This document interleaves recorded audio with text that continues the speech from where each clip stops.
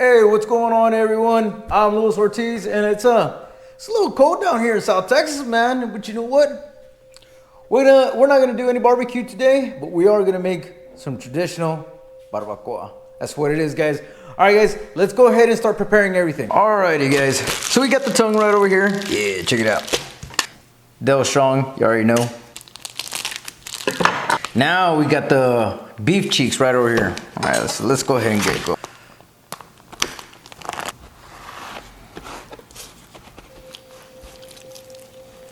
Alrighty, guys, so we have the cheeks right over here, and you can see that the cheeks, they have a lot of fat in it, right? Normally when you buy them, you get separate pieces here and there. That's fine. The tongue itself, though, the tongue is gonna be a little bit more on the lean side, right? So when you combine both tongue and cheek, it comes out really great. You got a little bit of the lean, you got a lot of fat in here. We're not gonna season them, we're gonna put them as is. We're gonna go ahead and season the water and everything, that way it can absorb. As it slowly cooks itself, it'll absorb all those nice flavors. Alrighty, guys, so I told y'all that I wasn't gonna be smoking anything. Not because I don't want to or whatever. We have a smoking video, barbacoa, but we haven't made them like a lot of the folks do down here in South Texas, right? They either use a big crock pot. Some even use a hole in the ground to go ahead and make it, right? We're not gonna go that extreme, but we're gonna start off with a little bit of the beef broth. Yeah, there you go. And I'm gonna do maybe about 3/4 of it. I might do more, it all depends on how much space is left. So we're gonna go ahead and put the tongue in here. There you go. Then we're gonna put the cheeks in here. There you go. Yeah, I think we're gonna put the whole thing of beef broth in there. Now we're gonna throw in 1/4 of a white onion, 4 cloves of garlic. There you go. And 1 bay leaf, but this one got cut up a little bit, but that's all right. We'll just spread it around. There you go. Just 1 bay leaf, and just a little bit of salt. This one was about 1.5 teaspoons or so. Now, when it comes to barbacoa, everything is pretty much simple. You let the meat speak for itself, basically. All right. So that's what we're gonna do. That's about it, because it's going to turn into a lot of fat. We have the crock pot set to low, and I believe this is going to take maybe about, I want to say maybe about 6 to 7 hours, give or take. Once it's done, we'll go ahead and show you guys exactly how it turned out. This is probably going to be a short video. It's all right. You know, with this weather and everything, nothing really beats barbacoa, especially for breakfast. All right, guys, we'll see you in a bit. Alrighty, gents, so it's been overnight already. This thing has been cooking at low for about, I want to say maybe about 7 hours or so, and then the rest of the time, which was maybe about 3 hours or so, it's been kept in the warm setting. Let's go ahead and check it out.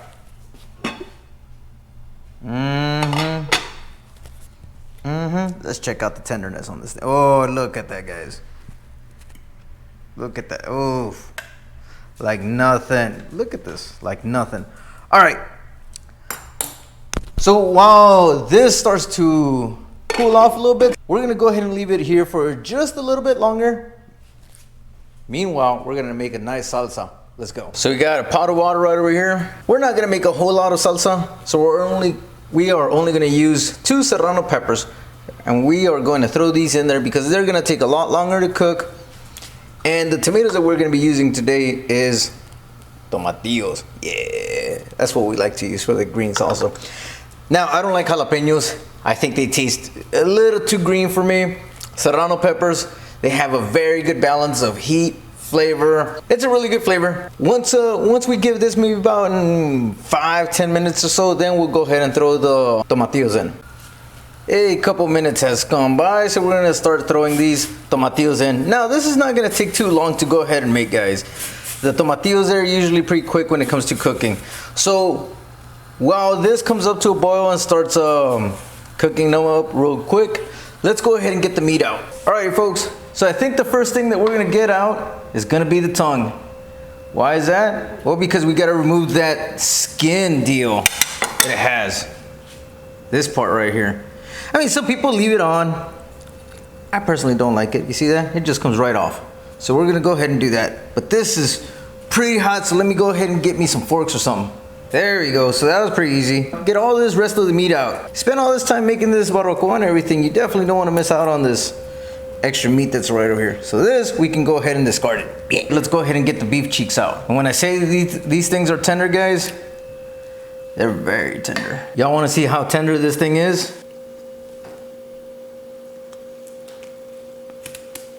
Look at that. Now it's time to go ahead and start chopping away. You see how lean the tongue is, but real rich and fat the cheek is? That's why we like to mix both of them together.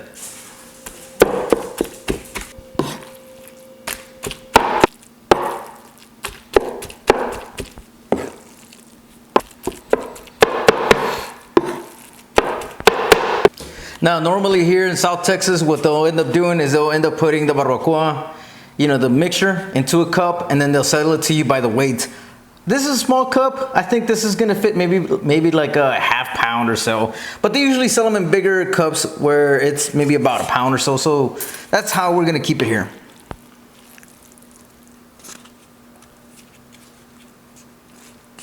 See that? That's how they sell it to you. At least down here they do. So this is the perfect time to go ahead and taste what you made. All right, so let's go ahead and give it a taste.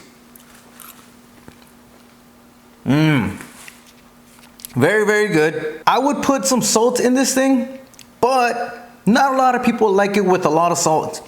And normally, whenever you put into a taco, that's when you salt your barbacoa. And I don't think it needs any extra salt, at least just yet. So we'll leave it as is. So this is what we're gonna do. We're only gonna put maybe 2 tomatoes at a time. Now this is what we call a molcajete, right? It's made out of stone. Supposedly it's from lava rock. I don't even know if that's true or not, but that's what it is. And before using any one of these, make sure that it's properly seasoned. Basically what you do is that you're gonna get a whole bunch of water, rice, garlic, whatever, and you're gonna start doing your thing all around and everything so that this can be nice and smooth, and it's not gonna have a rough texture like on the outside. It's gonna be real nice and smooth, and that's how you know that it's gonna be properly seasoned. So why are we using a molcajete? Well, because this is not gonna be your typical salsa that you find at restaurants. This is gonna be more of a chunky salsa, a more homemade salsa.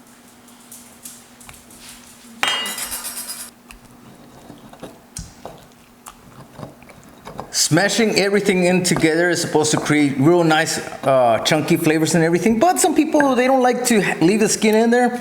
Other people, you know, like my dad, I myself too, like the skin in there because I think it's easier to put on a taco, at least for me. So I leave it in there. You could take it out if you want to, but I personally just leave it in there. And we're only gonna do 2 serrano peppers because it's not a whole lot of salsa. If we were making more salsa, we probably put maybe about 3 or 4. And it all depends on the heat factor on the serrano. Some of them are very, very spicy. Other ones, they're not really the greatest, so you need to put a whole bunch in there. So one of the things that you do is, if you have like tostadas or something like that, you know, some chips, you can slice a serrano pepper, put it into the chip, taste it that way, and then you'll see if it's spicy enough or not. It kind of gives you a baseline where to start off. These are pretty spicy, so I don't think it's gonna need anything else. So the secret to this is add just a little bit of oil. In this case, we're gonna use vegetable oil, but you can use anything like olive oil, anything really, but vegetable and olive oil is really the standard. So you're gonna put just a dash of oil. If you like a little bit more oil, add it, but it doesn't really need a whole lot. Now here comes the secret. Y'all ready? There you go. Just a little bit of the onion. Stir it around a little bit. Now once this thing is nice and starting to brown a little bit, then let's go ahead and throw the salsa in.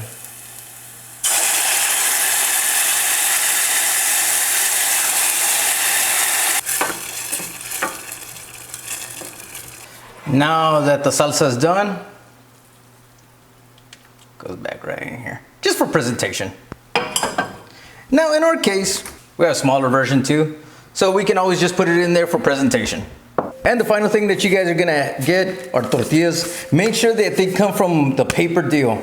not the plastic ones. The plastic ones, they have all kinds of preservatives and stuff like that. This one does not. Now these are a couple days old, but that's all right. All you really need to do is just heat them up in an open flame. You could microwave them. That's totally 100% fine, not an issue. However, I like this little crispy edge right over here. I don't know about you guys, but I kind of like that. So that's what we do. Guys, if you get a tortilla and you don't do the chop, it don't count. All right, so let's go ahead and get some of this barbacoa right over here. Yeah. Tell me this don't look like what you guys get. There you go. Get you some of this here salsa. Yeah. And just a dash of salt. Let's go ahead and give it a try. See that? See the crispiness right there? Yeah.